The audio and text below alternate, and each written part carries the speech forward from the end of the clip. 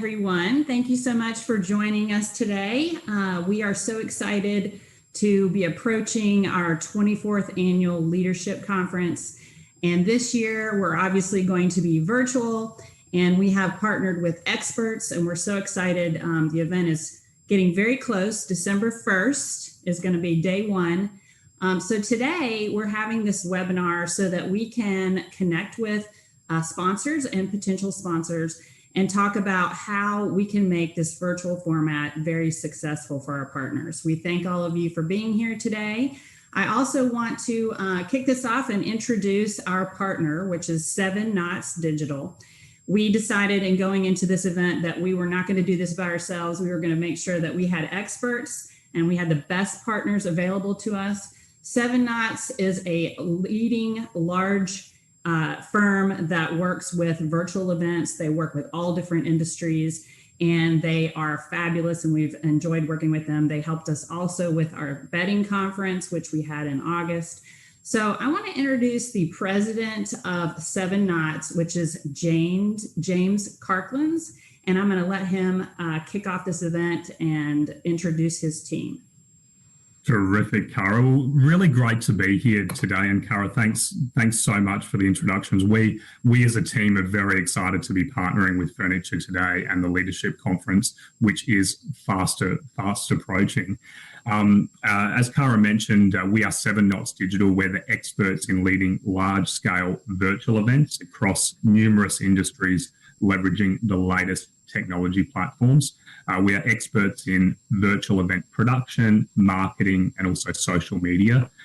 We've worked with numerous companies on pivoting to virtual events during this crucial time where we're finding the demand is unlike ever before. I'm James Karklins, the president and founder of 7 Knots Digital.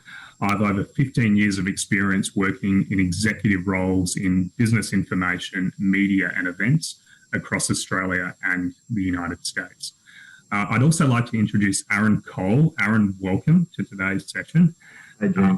Aaron is our expert on today's event in virtual event production and has over 20 years of knowledge leveraging various webinar and virtual event platforms for companies like Microsoft and IBM, and has produced, Aaron, I'm sure, probably over 1,000 events by now in the last years. So welcome, Aaron. It's great to have you. And Diedrich Jonk, who is our director of the Hopin platform production team, which is the platform we are using to put on Furniture Today's leadership conference. So welcome, Diedrich, today. Thanks, James. Great to have you. And also Danica McIntyre is our expert event coordinator. Welcome, Danica. And Danica is going to walk us through the Hopin platform and why it's different to other platforms on the market, and why we're working with the Hopin platform for Furniture Today's leadership conference. So again, we're excited to be partnering with Furniture Today's leadership conference on December 1st to the 3rd.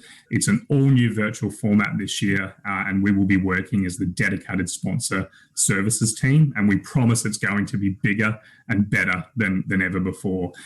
Today, we're going to provide some tips to get the most out of your event experience, and also walk you through our virtual conference platform and ways you can take advantage of the features and benefits if you're a sponsor or even considering sponsoring on December 1st.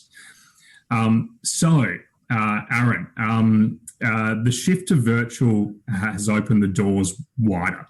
It's allowing people who would normally be limited by family obligations or perhaps financial flexibility to now participate.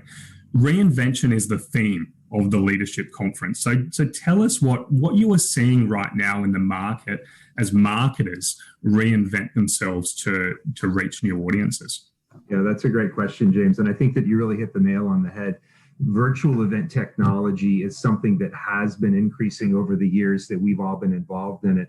But obviously, with the nature of where we're at and with things that are going on around right now, the use and adoption of virtual events has just skyrocketed through the roof.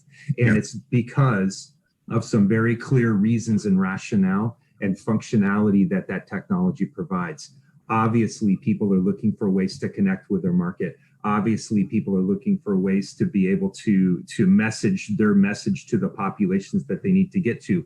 And when we're looking at an audience that is largely at home, an audience that is largely working from home, an audience that is not likely to travel, those are the prime reasons why virtual event technology is just being adopted at a very, very, very vast rate, essentially.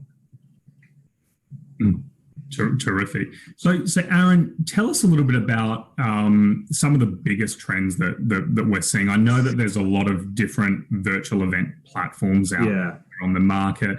There's 3D events. Right. Tell us a little bit about why a responsive format is important if you're considering sponsoring or partnering with a virtual event right now. That's a great question, and it really goes back to, again, understanding and realizing that where your core audience is, and you as a marketer want to meet and need to meet your audience where your audience is going to be. And that's essentially what responsive is talking about. So responsive is really more just a fancy term to describe how the technology will adapt itself depending on what system the user is consuming that technology in. So cell phones, iPads, computers, desktops, whatever that is, a responsive type of a design adapts itself so that it's best presented in that medium or in that console. So there's no scrolling and stuff like that you might have seen when you go to a website that's not responsive, and the user experience is not very good. Responsive technologies take advantage of the ability to change the design of the system, again, which is getting to that point of delivering that content to where your market and where your audience is at. Terrific. So I could use it on my mobile phone, Aaron, and it would work as an attendee quite simply. Exactly. Yeah. Yep. However your audience wants to attend it, and maybe they're on the bus, maybe they're home, or they're helping the kids with school or whatever. That's how they can adopt it, or that's how they can come in, and that's how they can consume that technology. Exactly right. And Aaron, what about the demand for more informational and like bite-sized content? I know particularly we're seeing a big trend for video as well, and more snackable. Right. Yep. And you can, again, these are large trends that are affecting a large part of our population and our world, and you can just very easily see how they are being applied and how they're also shaping this virtual landscape. Content is king. That will never change. And if you were in a physical event, your audience is going to go to that physical event and they are going to consume content, 1, 2, 3 days of content. If we're virtual, we need to rethink and reconfigure how we're delivering that content, but content is king. And that is the exact reason why some of this stuff has seen such an explosion in terms of how an attendee can access content. And the one thing that is a little bit different, James, that I think I should point out as well is that when you do get to an online audience, you are changing the demographic in terms of how you are connecting with the audience and exactly what they're expecting to do. Online audiences are fairly fickle, meaning that there's a lot of temptations that are all around them, all those browser tabs, all those favorites, those are all around those, and those are temptations that normally you don't have if you're physically at a conference. And so coming up with a way to make that information relevant, number one, content is king, but number two, in a consumable design so that they can grab what they want when they want it is key. And that's, I think, James, kind of going back to that trend of how that content is being pushed out. Yeah, no, look, absolutely. And I think we're also seeing quite a big trend for, really taking advantage of the content after the event finishes. I agree. Events are not a one-time affair. Tell us a little bit about how companies are leveraging content well after the event as well. That's another great another great question. And it's actually one of those things that's actually a benefit above what you normally are doing if you're used to doing physical events. You go to a trade show, 1, 2, 3 days, you come home with all of your content and stuff like that. But that's largely it in terms of the value of that conference. Virtual events, like everything virtual, have a residual nature. There is items and there are ways that you can leverage that content as well as presence online to have a residual effect where people can still find out about it. People can still search. People can still drill into sponsorship and areas that they might want to come back to, or maybe they want to revisit. And so it's not a one and done affair. And that's one thing, again, like we have on the slide here, but that's one thing that's actually a very big value add compared to what you're normally doing from a physical design event itself. Absolutely. And so firstly, there's many ways that sponsors can get involved in Furniture Today's leadership event, either as the headline sponsor or a sponsor of the booth and an agenda session. There's so many branding opportunities throughout the live show. Tell us a little bit about how sponsors, what are the reason to sponsor a virtual event right now, and why is it so important than ever? Yeah. Another great question. And again, it goes back to that very first thing that we were talking about right at the beginning is that as a marketer, you need to connect to your audience. Your audience is online. And so all you're doing is taking those two pieces and essentially connecting them together. And excuse me, sponsoring this, coming up with a way to fit into the design of the leadership conference from a sponsorship standpoint is a key way to align yourself and to be to have that presence for that audience that is already in that online environment. And so it's a fantastic way to kind of delve in there and think through and find where is that fit that's going to be best for my messaging and my product and my goals as a marketer for my company. Yeah, absolutely, and I'm sure that those that are listening to right now on the call are really excited to see the platform and the different sponsorship opportunities that can take advantage of if you are sponsoring or considering sponsoring the event. So why don't let's talk about best practices for virtual events and developing a booth strategy. Diedrich and Danica are here to walk us through the platform for Furniture Today's leadership event. Danica, why don't I hand things over to you to talk through the Hopin platform, the reason that we've chosen the Hopin platform for Furniture Today's leadership event. Sure, thanks. Diedrich and I are going to kind of tackle this portion. So, Diedrich, if you want to talk about the strategy there, go for it. Yeah, thanks, Danica. Before Danica just gets into the nitty gritty and we'll take you into a demo of an event here, I just want to quickly just say that we're pretty pumped about Hopin. It's a very young company, just a few years old, and they've completely rethought and reimagined the entire virtual event experience, and just built a platform from the ground up. And they're really just taking the industry by storm. And so we are agency partners with Hopin and have a special relationship with them and access to all their support features and back end. And basically, Hopin, it's an all-in-one event platform. Has a ton of great features. There's networking, one-on-one over live video. Attendees can connect and exchange virtual business cards for following up later. There's breakout sessions, where groups can participate. Obviously, keynote presentations on stages. Chat interactivity, polling, and obviously from a big sponsor benefit, the exploration of interactive expo areas, very similar to a in-person event. So with that, I'll just let Danica take over the sharing and get into a demo here and just click through the platform. Great, thanks, Diedrich. Yes, I'm going to jump over to Hopin.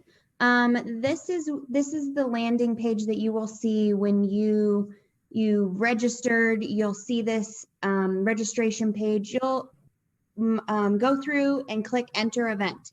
These blue buttons navigate you through the whole event and kind of catch your eye for what is the most important information on the page at the time. Click enter the event. You land on the reception page. The reception page is a really important piece of the event. This is where updates to the event will happen, new links, new on-demand videos, information on the event.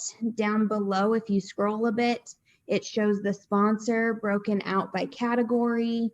Each one has a hyperlink click to them, so you can click it and learn more about each sponsor, which is extremely important for you and your organization and your business. As you continue to scroll down, you see the schedule. And for this particular practice event that we're showing you here today, we have 3 different days, much like the leadership conference, and each one is an agenda item.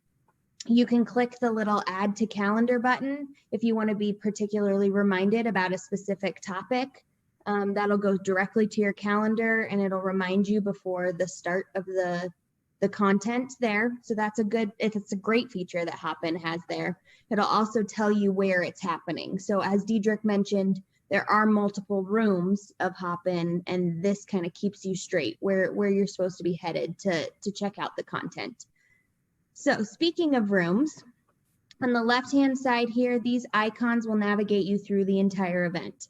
As I said once before, we're on the reception page, the landing page. That's where the information is at. One below is the stage. If you click that, you'll see the live content. If an agenda item is currently in use, you will see it popped up here with the live content.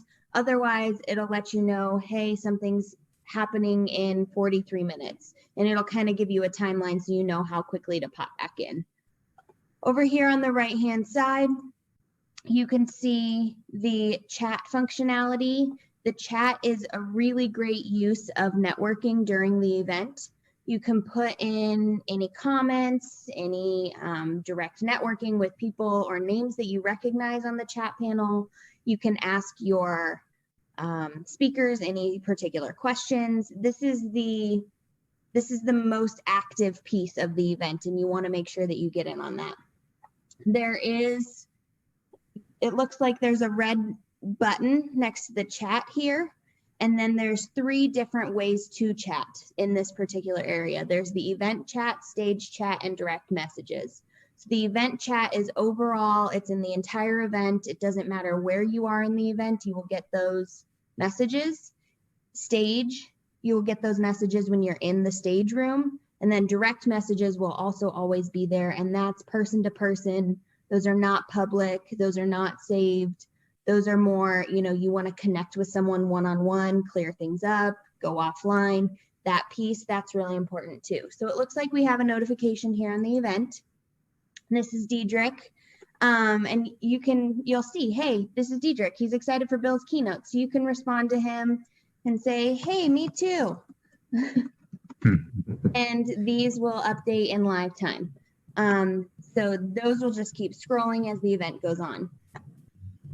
Another room that's really popular is sessions. And the way this event will be set up is you will have sessions at particular times, and you can enter into the room that suits you, that is open and of interest. And the moderator or the speaker at that time will come on screen. They'll share their audio and video, and a select few of you will also be able to join them in on the conversation. If you don't want to share your audio and video, you're welcome to share questions, comments, concerns in the chat panel on the right-hand side. Notice stage chat turned into session chat. So that changes as you hop from room to room. On the left-hand side, networking is the next icon. This is what Diedrich touched on a little bit earlier. This is where you enter the room to get that connection piece so that you still feel like you're making those contacts in a virtual setting. You enter into this room, you click ready. You'll allow it to share your audio and video, and then you'll meet with someone else that is doing the same thing on another computer in another location. You can talk for up to 3 minutes. If you feel like it was worth your time, then you're welcome to share your contact information, and then you can hop off and join something else in the event. Looks like we have a question. Not clear what the difference between stage and sessions. Yes, it's a great question. So stage is going to be the primary content. That's going to be where, here, I'll go back to stage. That's going to be, so Bill McLaughlin, for instance, he is scheduled to start in 39 minutes, and that's for everybody to see. That's like you walking into an auditorium for the keynote speaker. He's the content on this screen. If you go to sessions, it's much like a breakout. It's a room, things are happening simultaneously. You get to pick which topic you want to learn more about. So it gives you a little bit more flexibility about understanding the topics and furthering your knowledge on a certain area of interest. Another question, is the networking completely random, or can you choose who you want to network with? That's a great question. The networking is completely random. So this is the area where you are completely randomized and paired with someone in the algorithm of Hopin. So that's kind of fun to meet someone that you wouldn't normally. However, this is a great segue into meeting someone that you do intentionally want to meet. Over here, there's these tabs along the top: networking, chat, polls, and people. People, the one on the far right-hand side, shows you everybody that is registered for the event. Now, since we're in a practice event here, it's only Diedrich and I, for the sake of today, that are listed here. But if there were hundreds of people, much like we anticipate, and we already have registered for our leadership event, they will show up here on the right-hand side, and you can click on them directly, and you can invite to a video call, or you can send them a message directly, like you can see in the history here. And so you can connect with people one-on-one intentionally if you would like. It's just in a little bit different of a location. Hope that answers your question. And you can search out, you can search your colleagues up by name or company. So if you know someone's attending, you can identify them, and then you can do a sidebar with them over chat. You can invite them to a video chat. Go ahead, Danica. Yeah, that's a good point. Thanks, Diedrich. You can search right here at the search bar right there. I am going to move on. The last icon here, but certainly not least, is Expo, and that's what I'm sure all of you are anxiously waiting to learn more about. Currently, this is just for fun. Practice, of course, these are not formatted correctly here, as you can see, but this is a small booth and a medium-sized booth. So we do have the ability to change the sizing, but you land in the expo area. This is much like walking around a trade show room. You see all the booths that are open and available for you to visit. You can click or stop by a booth, and you get opened up into this world of details regarding the certain organization. So there is a video that has been uploaded for Furniture Today. This can be a YouTube video, a Wistia video, a Vimeo link, something that has already been pre-recorded can be uploaded in here. There are new features where we can add a live session. So if you have a particular employee on your end that wants to sit there and talk to people as they're coming in and out, you can have them on screen sharing their audio and video and connect with people in that sense, in a very real face-to-face interaction. You can also insert Google Slides, which is also a new feature. On the right-hand side here, I'm going to walk you through the different pieces, because this is where we need information from you to fill this out. So on the right-hand side, there's the logo of your organization title. The slogan or headline is just below. That can be anything you want. There's a link to Twitter, which is definitely optional, or a link to your website, and then description below. Now there's 160 characters up until the show more button, and you can show more, and that can be as long as you want. Additionally, there's an option to throw in an event offer. And down here, this blue button can be a register interest or a call to action button. We can make this verbiage whatever you'd like, or we can make it a link to website if that's important for others to exit the Hopin and go directly to your organization to learn more. On the top here, those tabs that I was referring to earlier, there's the booth tab. That's where all of your information exists. There's the chat tab, which is where you can chat with anybody that is entered into your booth room. And direct messages still exist there. So if you wanted to take it offline, you could. There's polls, which are created by the organizer and by Furniture Today to really engage the public. So we could create any poll around any topic right there. And then, of course, last but not least, the people tab. And that's what I showed you earlier to connect with any of those registered attendees. So once again, reception landing page, I'll just take you back there and we can go back to the presentation if there aren't any other questions. Terrific. Danica, this is great. We're actually getting a flurry of questions that have now come through, but I think what we might do is save some of those to the end. Sure. We can answer those questions that are coming through. You bet. So this is kind of a snapshot of what I did just take you through, but I wanted it right here in front of you if you need to reference back. Much like I mentioned earlier, those sidebar features on the right-hand side include a tab for booth, chat, polls, and people, and it's important to know the difference so that you can navigate from one tab to the other and address those features. Danica, if I can just interrupt just for a second. James, if you go back to that previous slide, I just wanted to say a bit about some of the analytics that we can get from the sponsor booths. I don't have a specific slide for this, so stop multitasking and listen up here. We can tell you basically the following details. We can tell you the number of visitors that have come into the booth. We can give you a booth participation report that outlines every attendee that visited the booth, highlights their name, their email, their ticket type, minutes spent, any chat messages within the booth as well. We can tell you the average time a visitor spent in the booth. We can tell you the number of visitors that interacted. We can give you the number of clicks on the register. We can tell you the number of clicks within the booth, wherever they go, whether they hit the register interest button or click on the link to your website. And we can tell you the number of basically comments and chat messages within the booth. And that's pretty well kind of a nutshell version of what we can tell you about engagement within the booth. So James, if you want to head back to that next slide. That's important. Thank you for adding that, Diedrich. All right, this is much like I covered your booth. This is what you have complete control over in terms of what information you want out there. As I mentioned before, the main portion of your video of your booth, is your video. That can be a video, a live session, or a Google slide, something with information to really catch your audience's attention and make them interested in your booth and what it is that you guys have to offer.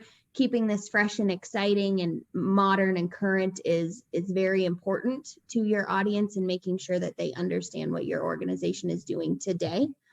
As I mentioned previously, the other information that's important for you to add is the company logo, title, headline, website, and description. That's all listed on the right-hand side in some format or another. That's all required and will be needed for your booth. And then other optional pieces is adding that Twitter link and the discount code, and then changing up this blue button, the register interest or link to website, to accommodate your needs. Terrific. Thanks, Danica. And as Diedrich mentioned, the analytics is so important. And if you are a sponsor or considering sponsoring, the good news is there's lots of ways that we can help you to show measurable return on your investment from the Furniture Today leadership event. And that's unlike an in-person event. The good news about a virtual event platform like Hopin is that you can really capture the vapor trail of activity.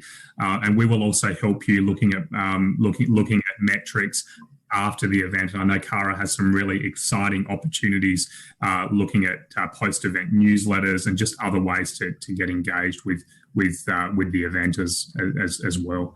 Look, if you are a sponsor or perhaps considering sponsoring the event, with all the information that you've just heard from both Danica and Diedrich, Aaron, I want to sort of turn it back over to you and look at ways that, with now 4 weeks to go before the event, some ways that sponsors can ensure their success. So I know one big important thing is finding reasons to drive traffic to the booth. Can you tell us a little bit about why that's so important and how sponsors can do that? Yeah, absolutely. Another great question. And it really is, again, if you think about what you normally would be doing physically and you're in a large trade show, you need something that's going to be the reason why people are going to want to go to your booth and check out and learn about your product. It doesn't change with a virtual environment. It's actually the exact same. It's just that you need to think about this from a not physical design, but from a virtual design. And so going back to what I mentioned a couple minutes ago, content is king. Content is king. And that is a large part of how you can come up with thinking through and coming up with creative ways to drive interest into getting people to go to your booth. And so a couple things that we wanted to just kind of go through here as kind of keys to success in terms of what we have seen work. Really think through and find reasons why you want to drive people to your booth. And so maybe that is doing a live chat session, for example. Video is hugely important. That's also been something that's changed dramatically in our times here in the past several months as we've been all, going through this. But video is going to be hugely important. And Danica and Diedrich just threw out a couple very, very important elements that you should really think about in terms of, is there ways to incorporate? How can I incorporate live video into my booth? How can I add other elements like chats or giveaways or things like that I can then take to the conference and help get myself noticed? That's really how you need to kind of think about this from a design standpoint. And again, it's not any different than what you would normally be doing if you're in a physical environment. It's just that you're doing this all online instead of physical. Did that help, James? Hopefully. Yeah. Look, it really does. I think you're really interesting, Aaron. I think also planning ahead is so important right now with 4 weeks to the event, and thinking about content that is exclusive that you can save. It may well be a press release, a new product announcement, something that the audience can't find, on YouTube or a Google search. If you have a special report or something to offer the audience, keep that for the booth and make it absolutely on the day as well. And James, and that's a fantastic point. And that really does go back to, again, people like to take away things. People like to leave stuff or leave an environment or leave a physical booth with information that they're going to take. And so if you do have some of those like nuggets of information that you normally would be releasing, put those in the booth and tell everybody that they need to go to your booth because this is where they can get that content. That's a huge driver. So that's a great one.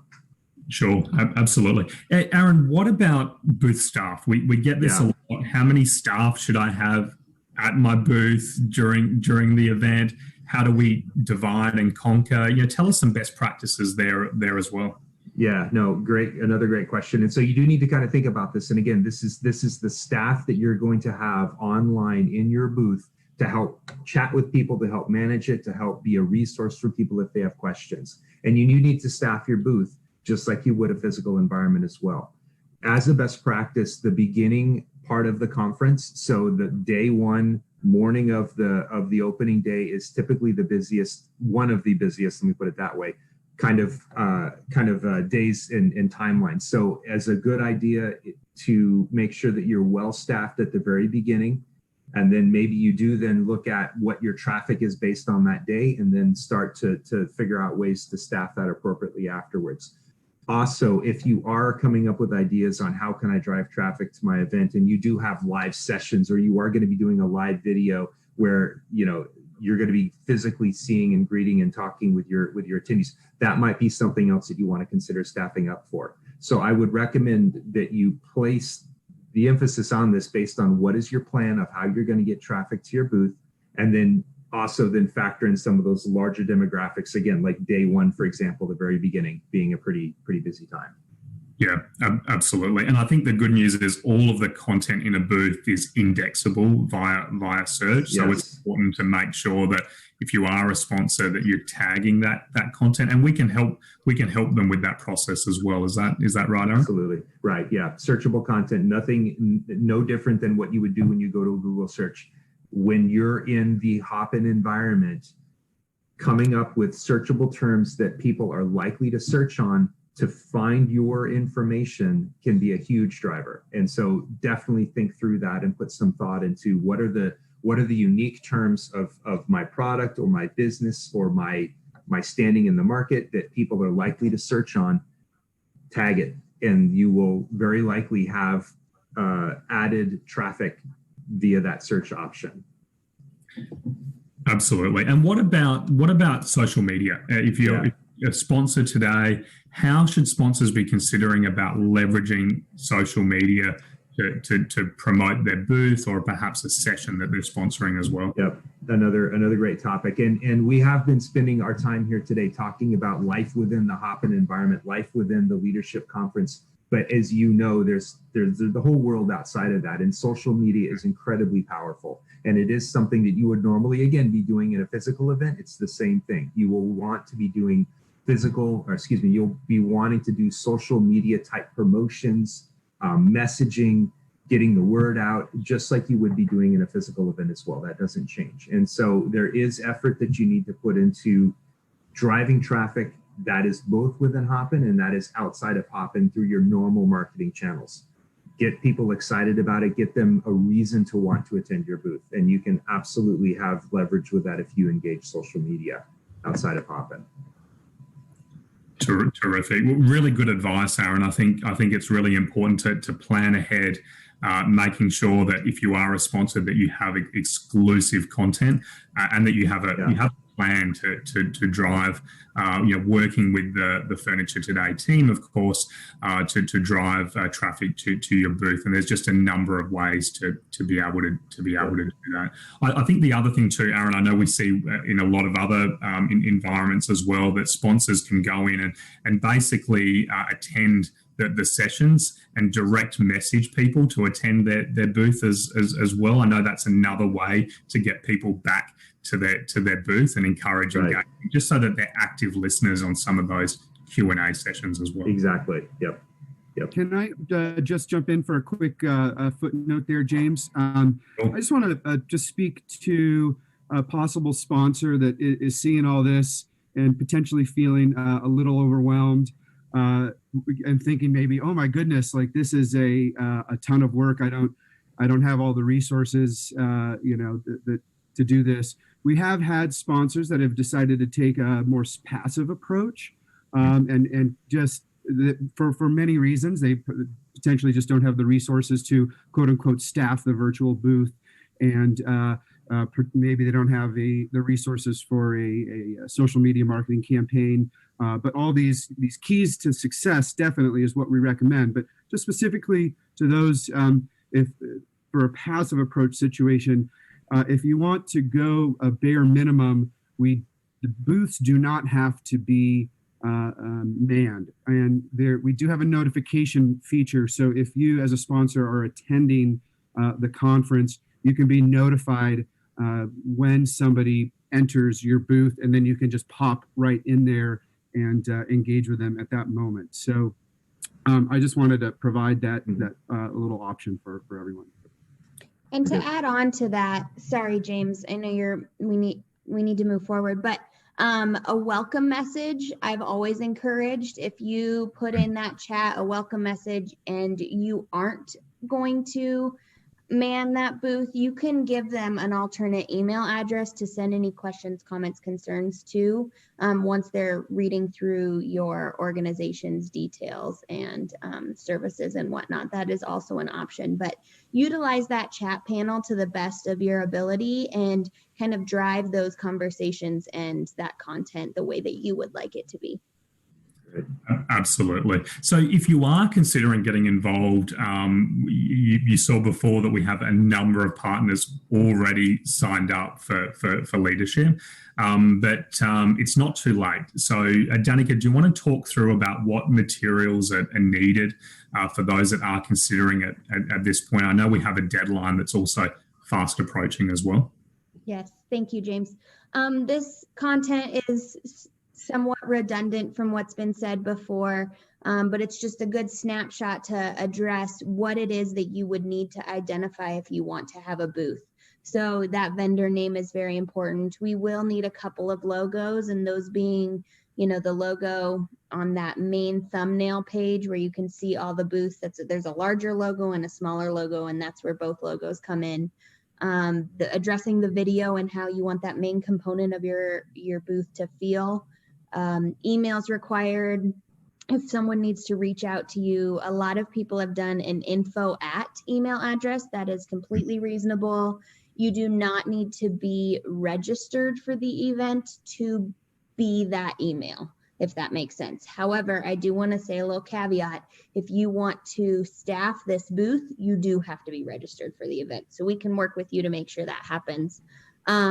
Website, slogan, description, all very important pieces of this booth so that people understand truly what it is that your organization does and lives and breathes. And then, of course, the optional components of the booth, if that's helpful for your staff to incorporate. All this information does need to be sent to Jessica. She's the one that set up this call, and hopefully you've heard from her before, but that is her email address on the slide, and it is due by November 9th. So we have about a week. Terrific. Certainly fast approaching. So I think as we sort of wrap up, and we have a number of questions that we'll go through as well, it's really important that you're working with an event partner that gets as close as possible to a real life event experience without the complexities. So certainly working with Furniture Today and our event sponsorship team will make it really easy for you as part of collecting material, setting up your booth, and helping to drive strategies as well. And I know, Cara, we also, I know it's fast approaching the deadlines, but we also have a number of post-event opportunities as well for sponsors also to get involved if they're considering it at this point too. 100%. We would definitely encourage you to reach out to us, either myself or Jessica or your salesperson at Furniture Today, and we can talk to you about other opportunities or ways that you can get involved. This session has been fantastic. Thank you all for doing this, and it really helps to get a walkthrough, because it's just like everything in life. It's, you get out of something what you put into it. And I think that, it does take a little bit of effort, but you can really have big rewards in an event like this. This is also, I just want to say, recorded. So if anyone needs to reference this session again or wants to go back and look at any of this, we're more than happy to provide that for you. So thanks so much for attending, and I'll let James go back to some of those questions. Absolutely. We only have a number of questions, but we only have a couple of minutes. So I think we could squeeze in a few. The first one that I'm getting is how long are the booths open for? Is it the entire duration of the event? Danica, do you want to just give some more context on that as well? Absolutely, yeah. And I'm going to feed off kind of what Aaron said earlier. It is absolutely open for the entire duration of the event. And in terms of staffing is usually when I'm asked that question, I would keep in mind the heavily interested timeframes of early morning and during networking breaks.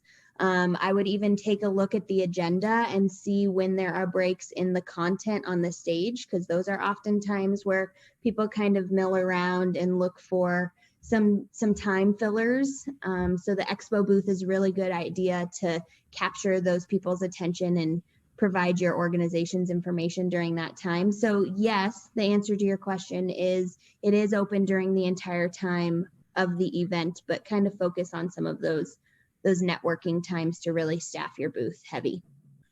Terrific. And thanks, Danica. That's really, really helpful. And another question that we're getting is, are the booth chat conversations saved? So if there is a sponsor that has a booth, are all of those conversations and history, are they tracked and recorded?